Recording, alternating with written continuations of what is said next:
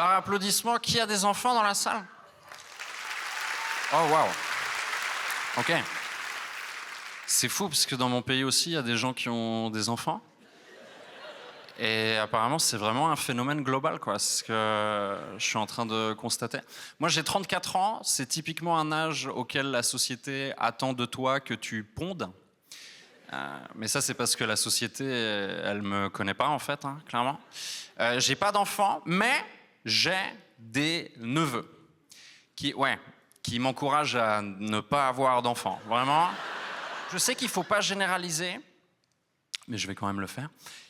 Ça n'appartient qu'à moi, hein, vous n'êtes pas obligés d'être d'accord, mais je trouve que les enfants, souvent, sont très immatures, quoi. Je sais pas comment vous voyez. La prochaine fois que vous en rencontrez un, faites un effort d'observation, vous allez arriver au même constat. Honnêtement, il faut pas montrer des photos de vos collègues à vos enfants, il faut pas montrer des photos de vos enfants à vos collègues non plus, évidemment.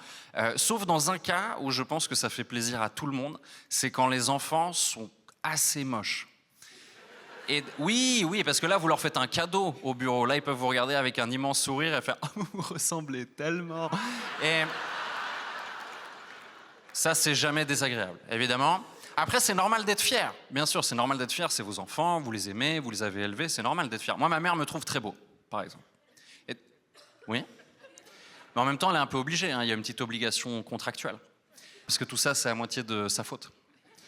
Parce que ma mère a de la barbe et tout. Mais ma mère, elle dit qu'elle me trouve très beau, mais elle est fourbe. Parce que souvent, derrière, elle rajoute que d'après elle, j'ai de la chance. Parce que d'après elle, j'ai une beauté qui rend pas les gens jaloux.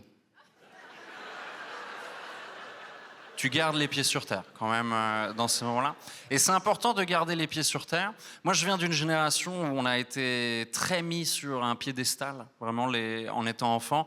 Je sais pas vous, mais moi, je me rappelle de certains cacas après lesquels j'ai été applaudi, carrément. Alors que c'est même pas moi qui nettoyais derrière. Hein. Vraiment, c'est un scandale.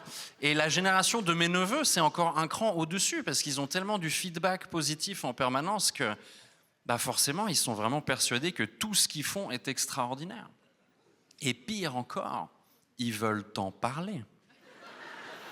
Mais qui a le temps pour ces conversations? Moi, mes neveux, ils viennent me voir en permanence pour me dire des trucs comme « Hey, Charles, t'arrives à faire ça ?»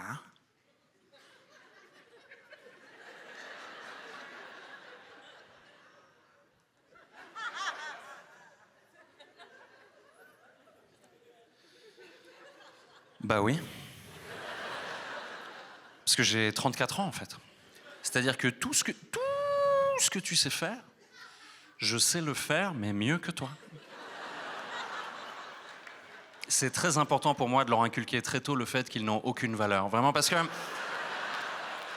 c'est pour pas qu'ils soient déçus plus tard, en fait. Parce que après, ils vont être déçus. Moi, j'ai été déçu.